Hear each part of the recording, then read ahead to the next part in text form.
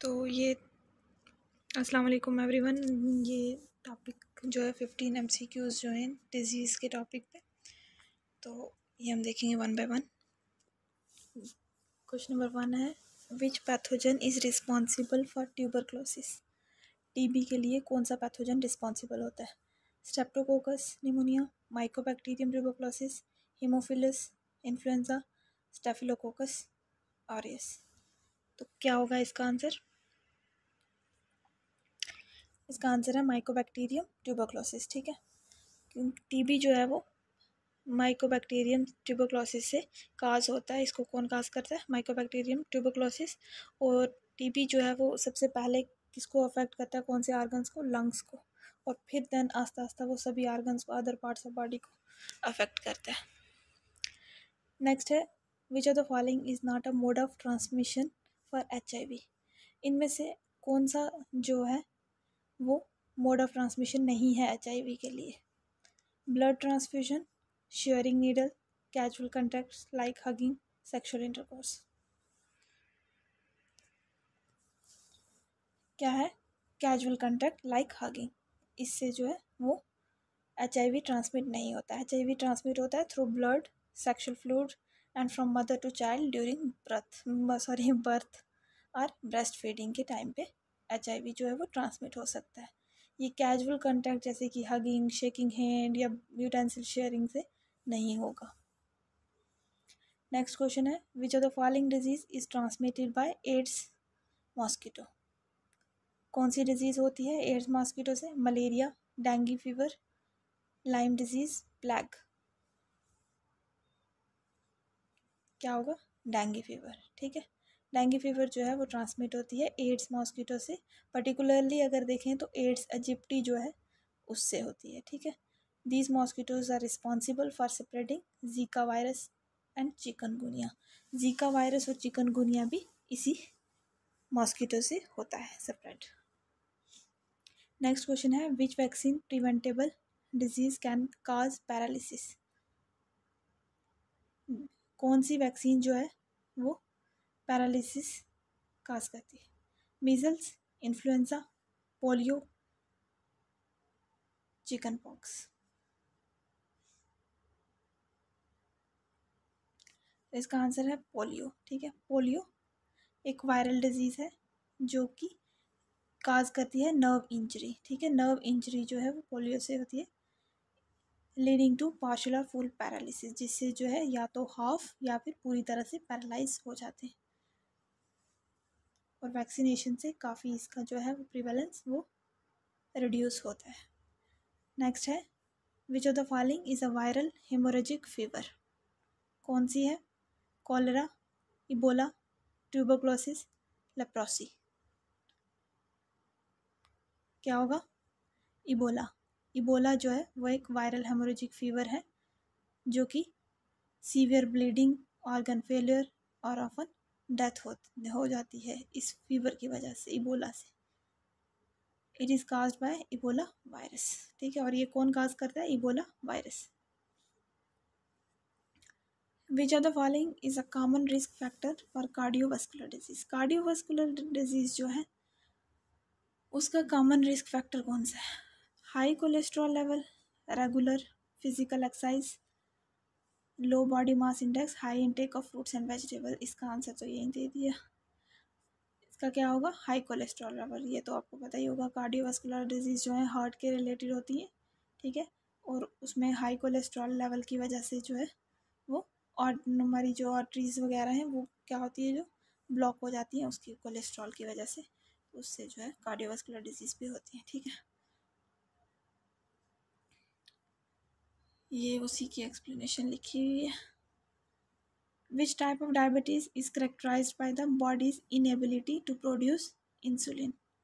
कौन सी type diabetes की कौन सी टाइप है जो जिसकी वजह से बॉडी जो है वो इंसुलिन प्रोड्यूस नहीं कर पाती? Type 1 diabetes, type 2 diabetes, gestational diabetes, pre diabetes. तो क्या होगा? Type 1 diabetes. ठीक है, टाइप 1 डायबिटीज़ जो है वो एक ऑटो इम्यून कंडीशन होती है जब पैनक्रियाज जो है या तो बिल्कुल भी नहीं या थोड़ी सी जो है वो इंसुलिन प्रोड्यूस करता है। It is typically manifest in childhood और एडोलेसेंस, मतलब चाइल्डहुड या एडोलेसेंस के टाइम पे। विच of the following is not consider a life style related risk factor for cancer, ठीक है, कौन सा जो है वो फैक्टर नहीं है? तंबाकू use, sedentary life cycle, genetic mutation, excessive alcohol consumption. तो कौन सा नहीं होगा? अपने मार्क्स जो है वो काउंट करते जाना, लास्ट में देखना कितने बनेंगे। तो इसका आंसर क्या होगा? Genetic mutation. नेक्स्ट क्या है? Which condition is characterised by progressive loss of bone density. तो क्या होगा? Osteoarthritis, rheumatoid arthritis, osteoporosis, scoliosis. तो इसका आंसर क्या है? ऑस्टियोपोरोसिस, ठीक है। Osteoporosis is a condition where bones become weak and brittle due to loss of bone density increasing the risk।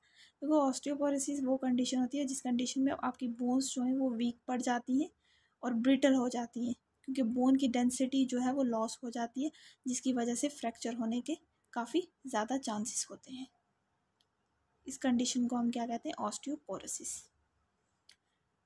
Next ये इजी है। हाइपरटेंशन को हम कॉमनली नॉन एज क्या बोलते हैं? हाइपरटेंशन का मतलब ही, हाइपर का मतलब होता है किसी चीज़ का इंक्रीज होना, हाई होना, और हाइपो HYPO उसका मतलब होता है लो या डिक्रीज।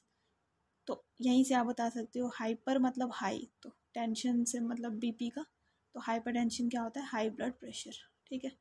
तो इसका इजी है ये हाई ब्लड प्रेशर, हाँ इसका हाई ब्लड प्रेशर आ जाएगा। ये एक्सप्लेनेशन दी है। हाइपरटेंशन एक मेडिकल टर्म है हाई BP के लिए।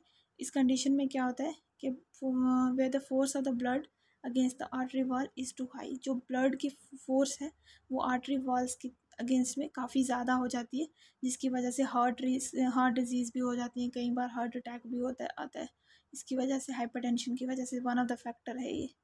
एंड अदर हेल्थ प्रॉब्लम्स भी होती हैं, ठीक है, हाई BP की वजह से। हाई BP जो है वो काफ़ी ज़्यादा जो है अफेक्ट करता है हमारी बॉडी में। विच of the following is the causative agent of malaria. इनमें से मलेरिया का कॉजेटिव एजेंट कौन सा है? कौन काज करता है? Virus, bacteria, protozoa, fungi. तो क्या होगा? प्रोटोजोआ। मलेरिया जो है वो काज कौन करता है? प्लाज्मोडियम स्पीशीज़, ठीक है। प्लाज्मोडियम स्पीशीज़ जो है वो मलेरिया काज करता है, विच आर प्रोटोजोन पैरासाइट। और ये प्लाज्मोडियम स्पीशीज़ क्या होती हैं? ये किस में आती है? प्रोटोजोन पैरासाइट्स में, ठीक है। और ये ट्रांसमिट होती है to humans through the bite of infected Anopheles mosquito, ठीक है। कभी एनोफिलस मॉस्किटो का अगर जो है वो बाइट कर देता है वो किसी को, ह्यूमंस को, तो उससे जो है वो क्या होता है? ट्रांसमिट होती है, ये ह्यूमंस में चली जाती है क्या? Malaria. Which non-communicable disease is known for the abnormal growth of cells that have the potential to invade or spread to other parts of the body? कौन सी नॉन कम्युनिकेबल डिजीज़ है जो abnormal growth of cells के लिए जानी जाती है, जिसमें potential है कि वो स्प्रेड हो सके, बाकी अदर पार्ट्स में भी स्प्रेड हो सकता है, हो जाती है? कौन सी ऐसी नॉन कम्युनिकेबल डिजीज़ है? नॉन कम्युनिकेबल और कम्युनिकेबल में फ़र्क पता है ना? कम्युनिकेबल वो होती है जब हम किसी कंटेक्ट में आने से जो है वो फैल जाती है। नॉन कम्युनिकेबल ऐसी होती है जो किसी के ऐसे कंटेक्ट में आने से फैलती नहीं है, ठीक है, वो ऐसे ही होती है। तो वो कौन सी डिजीज़ है जो अब नॉर्मल ग्रोथ करती है? नॉन कम्युनिकेबल डिजीज़ में अब नॉर्मल ग्रोथ करती है सेल्स की और पूरे अदर पार्ट्स में भी फैल जाती है। तो इसके ऑप्शंस क्या हैं? Diabetes, asthma, cancer, osteoporosis. तो क्या होगा? कैंसर, ठीक है। कैंसर ऐसी कंडीशन है जो एक दूसरे से फैलती नहीं है, वो कम्युनिकेबल डिजीज़ में नहीं आती है कैंसर। कैंसर एक नॉन कम्युनिकेबल डिजीज़ है, ठीक है। और कैंसर क्या है? का हमारे सेल्स को मल्टीप्लाई करना शुरू कर देते हैं कैंसर सेल्स, तो फिर क्या होता है जो है अदर पार्ट्स में भी आस्ता आस्ता फैलने पड़ जाती है, और जिसकी वजह से पूरा जो है बॉडी पार्ट्स जो अफेक्ट होते हैं इससे। विच of the following condition is an auto immune disease. तो कौन सी कंडीशन है? Hypertension, type 2 diabetes, rheumatoid arthritis, chronic obstructive pulmonary disease. तो क्या आ जाएगा इसका आंसर? रिमोटॉइड अर्थराइटिस, ठीक है। Explanation, rheumatoid arthritis is an auto immune disease है, ठीक है, where the body's immune system mistakenly attack the joint. यहाँ पे बॉडी का इम्यून सिस्टम ही खुद अटैक कर देता है जाइंट्स को मिस्टेकनली, जिसकी वजह से इन्फ्लेमेशन होता है, पेन होता है, ठीक है। और बाकी भी अदर कंडीशंस भी, जैसे कि हाइपरटेंशन हो सकता है, टाइप 2 डायबिटीज़, अच्छा sorry, other conditions like hypertension, type 2 diabetes and COPD जो है वो ऑटो इम्यून डिजीज़ नहीं है। सिर्फ रिमोटाइड अर्थराइटिस जो है ये ऑटो इम्यून डिजीज़ है। ऑटो मतलब सेल्फ। नेक्स्ट क्या है, which communicable disease is characterised by high fever, cough and a red blotchy rash. कौन सी कम्युनिकेबल डिजीज़ है इनमें से जिसकी वजह से हाई फीवर होता है, कफ होता है और रैशेस आते हैं? Influenza, measles, rubella, mumps. तो कौन सी ऐसी कम्युनिकेबल डिजीज़ है वो? मीज़ल्स, ठीक है। मीज़ल्स की वजह से क्या होता है? हाई फीवर, कफ, ये इसके सिम्टम्स हैं। Runny nose, inflamed eyes and red blotch skin, rashes आ जाते हैं बॉडी पे। It's a highly contagious viral disease है ये, ठीक। याद रखना कौन सी कम्युनिकेबल है, कौन सी नॉन कम्युनिकेबल है, ये पूछ सकते हैं आपको। अच्छा नेक्स्ट है, which of the following sexually transmitted disease, sexually transmitted infection is caused by a bacterium. तो इसमें से कौन सी है जो सेक्शुअली ट्रांसमिट होता है? जेनिटल हर्पिस होती है, हेपेटाइटिस बी, या गोनोरिया, या HIV और एड्स। तो इसमें से कौन सी है? गोनोरिया, ठीक है। गोनोरिया जो है वो किससे काज होती है? Bacterium Neisseria gonorrhoea. इसका नाम तो गोनोरिया दिया हुआ है तो यहाँ से आप कर ही लोगे कि कौन सा बैक्टीरियम काज करता है इसको। तो अदर जो सेक्सुअली ट्रांसमिटेड डिजीज़ हैं या इन्फेक्शंस हैं उसमें कौन कौन से आ जाते हैं? जैसे कि genital herpes cause by the herpes simplex virus. ये किससे होता है? Genital herpes, herpes simplex virus. इसका भी नाम में दिया, ये भी ईजी, आपको याद करने की ज़रूरत नहीं है, आप इसी में से कर लोगे। हेपेटाइटिस बी जो है, हेपेटाइटिस बी वायरस का काज करता है। HIV जो है वो ह्यूमन इम्यूनोडेफिशिएंसी वायरस काज करता है। तो ये इजी है, इसको अब याद करने की ज़रूरत नहीं है, आप बस आपको थोड़ी सी कॉमन सेंस लगानी है। तो ड्रॉप योर स्कोर, अगर पीछे आपने स्कोर अपना काउंट किया तो ज़रूर बताना कितना हुआ। Thank you.